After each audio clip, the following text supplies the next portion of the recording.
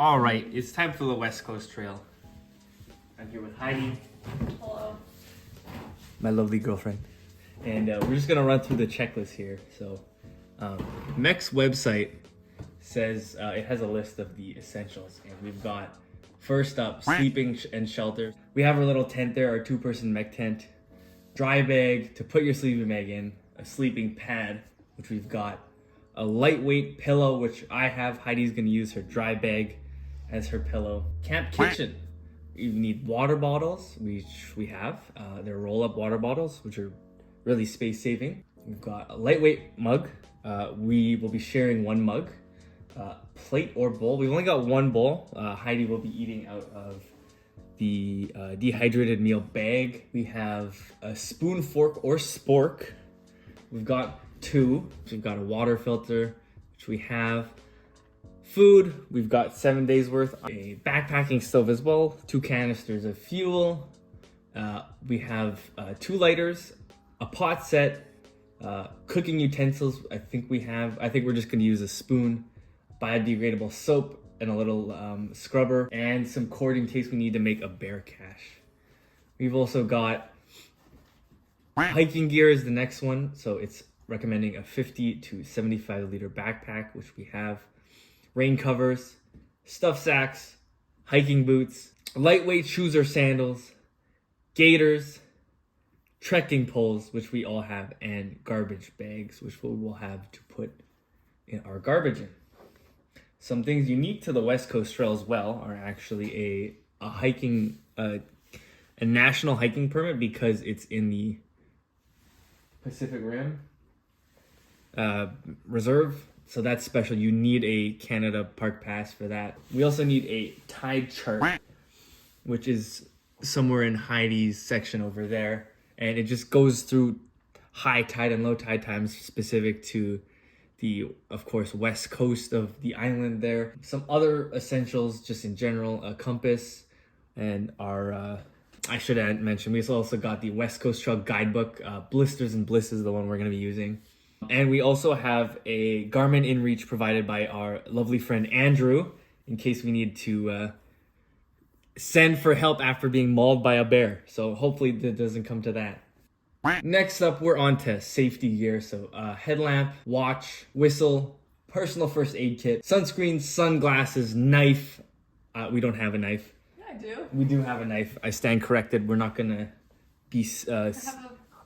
Sorry, We're not gonna be doing any squirrel hunting though.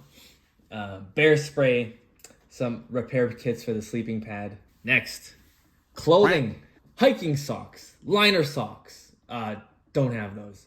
Camp socks, a sports bra. I've got 4 of those.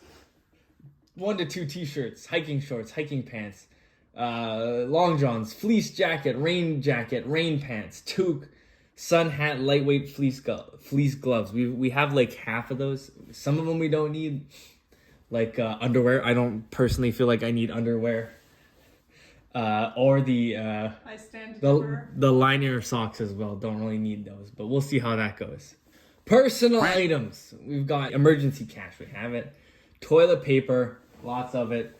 Hand sanitizer, towel, toothbrush, toothpaste, power bank, phone, earplugs, and some optional items including lip balm, deodorant. Okay, so there's probably either going to be a time-lapse video outlining us packing, and I think we also might go through some unique or specific items that we're bringing along, like this duck Nana here. It's definitely coming with us. So stay tuned for that. And this is day 0, day -1, because we're not on the trail yet. But we will be tomorrow, and we'll share the itinerary with you probably in the car.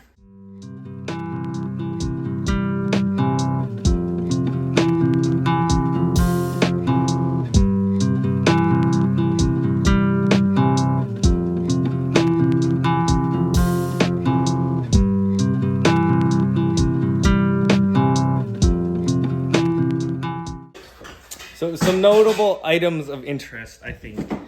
Item 1, an e-reader. You could use your phone to read, but I have an e-reader here that has all my saved books. Also got a personal massager, which I think will come in very handy because we're gonna have very sore feet, very sore shoulders, very sore back, very sore chest, just sore all over. So I think this, although a bit heavy, I think it'll be worth bringing. I like to use a sleep mask. It gets to, the sun gets up at like 5 to 6 a.m. And especially with the wildlife around, you're probably up at like 4 a.m. So I think this will help me with my sleep. How are you feeling, Heidi? I'm feeling pretty good. Yeah, you A ready little for the West Coast Trail? I sure hope so. I hope we have everything. We haven't overpacked.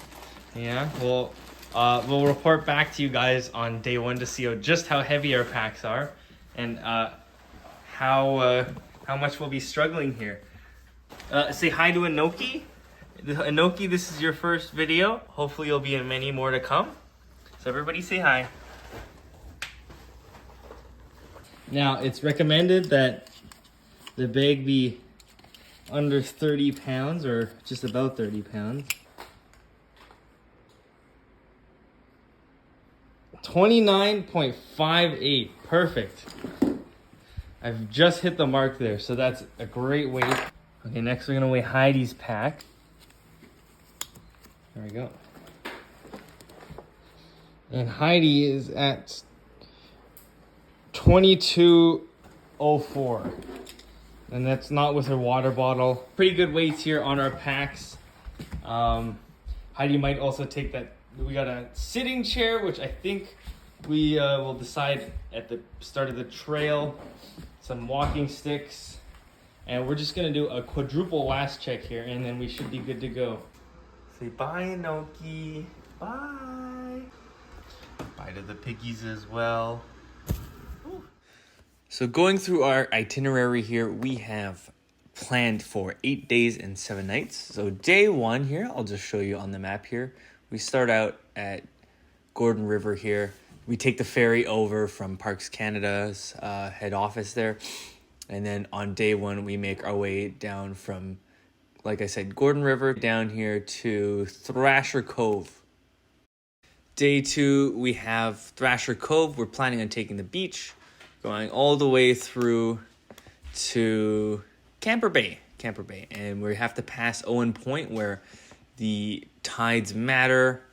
And you can see on the map there, it says exactly how low the tides need to be. So we're gonna go on the beach, we're gonna go back up, and then we're gonna make our way all the way to Camper Bay here for night 2.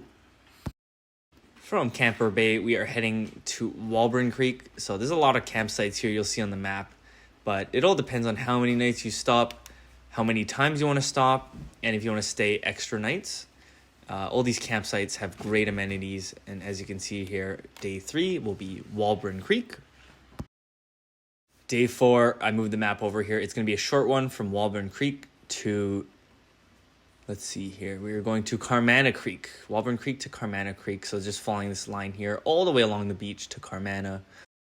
Day 5's even shorter. We're planning on taking a rest day from Carmanah all the way to Cribbs Creek. It's only about, I believe, 3 kilometers. So a short stroll here. There's a lighthouse that we'll stop at.